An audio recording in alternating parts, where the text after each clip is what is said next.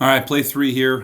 First passing plays for the Niners here. Great little concept. They motion out and they go vertical and out. So they run the fade out concept to the wide side of the field there, and then they're going to run an under with Kittle.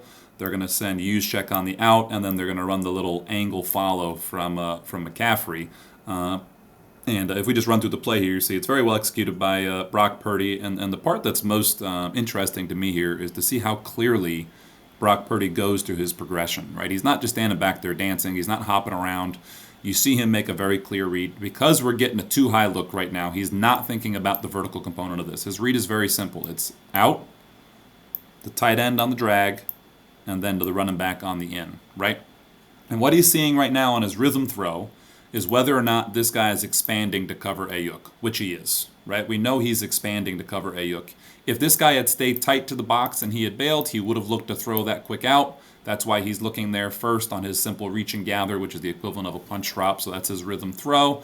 You can see now he resets his feet and he comes back to Kittle, and now he's just reading off the mic, right? If the mic were to stay, Kittle would be open because this guy is expanding, right? If the mic gets low and stays with Kittle, well, that means we know we have Christian McCaffrey isolated on the backside on the will, which is where they end up going with the ball. And, easy throw.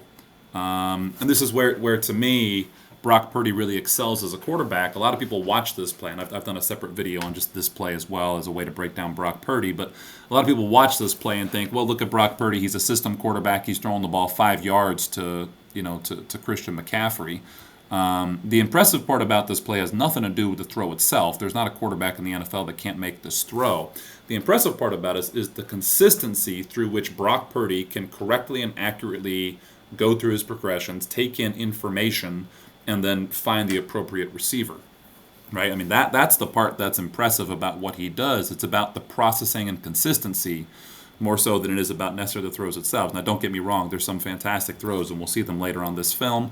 But having a quarterback who can work through quick game concepts like this, and pick apart defenses in the short to intermediate passing game through kind of I guess data analysis, if you will.